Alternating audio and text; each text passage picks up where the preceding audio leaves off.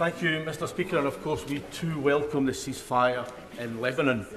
But now that arrest warrants have been issued for his allies, Netanyahu and Gallant, the Prime Minister's determination to supply Israel with the weapons it requires to carry out its atrocities in Gaza, which has always been morally repugnant, is now completely untenable. But what these warrants would do is present him with a perfectly valid legal avenue by which he can end the UK's complicity in this slaughter. So will he do that, or will the Prime Minister continue to choose to licence F-35 components to a regime which is now led by a man wanted for war crimes and crimes against humanity? What a load of nonsense, Mr Speaker. We had a budget in March this year and tractors were not blockading the streets of Whitehall afterwards. So let me give him another example of a real business. Following his budget, the head of McVitie's has said that it has been harder to understand what the case for investment in the UK is. So while the Prime Minister has been hobnobbing in Brazil, businesses have been struggling to digest his budget. Isn't it the case, Mr Speaker, that the Employment Rights Bill shows that it is not only the ginger nut that is causing him problems? I was attending the G20. I suspect on their current trajectory they don't know whether they'd attend the G20 or not. Maybe the Policy Commission will come up with an answer on that one. But we've had record investment from overseas into this country. And she keeps carping from the sidelines.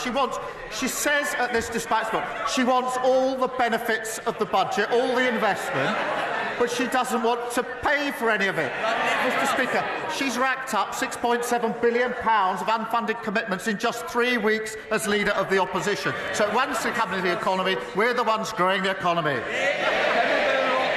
For breach of the orders, something's been missing in recent years, so we will tackle this because it blights communities across the country. Stephen Flynn.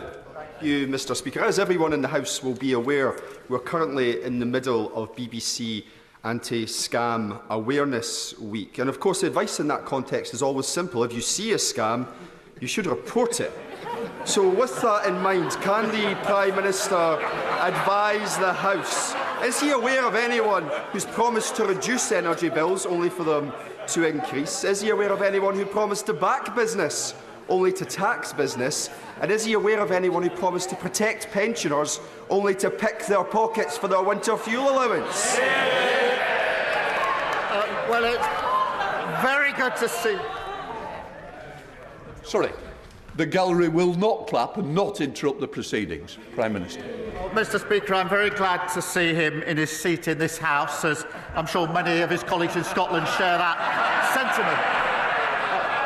What I can point to is a government in Scotland that promised to take Scotland forward and took them backwards. So I can identify the first one. It's right there.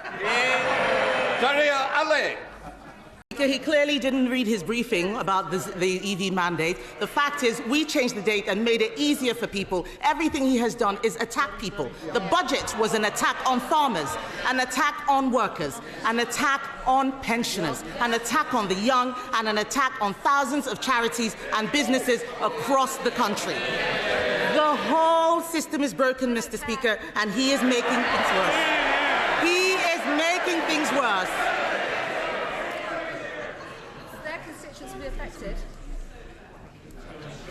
Mr. Speaker, he is making things worse. Everyone is unhappy. Isn't it a good thing that the Chancellor is an expert at customer complaints?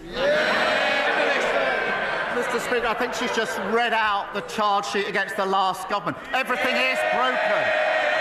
And they come here every week with absolutely nothing to offer except complaints. Nothing constructive, no new ideas. They don't know what they're doing from one day to the next. Living in this fantasy world that everything was fine, apparently, for 14 years. Well, the country's fed up with those fantasies. They've got rid of those fantasies. We're going to take the hard decisions. They're jumping on every bandwagon that's passing. We're taking the country forward. Thank you, Mr. Speaker.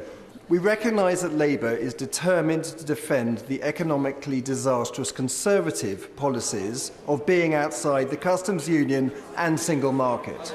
However, Does the Prime Minister agree with the principle that where it is in our country's interest to maintain alignment with EU standards so we can better sell our products internationally, we align, and where it is in our interest to diverge, we diverge?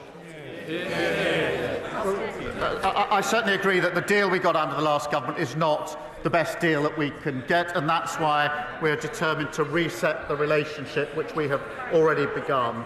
Obviously, there will be no return to freedom of movement, the customs union or the single market, but beyond that, we can increase, I think, and improve the situation, whether it comes to trading, to security and other cooperation, and we're actively working on that.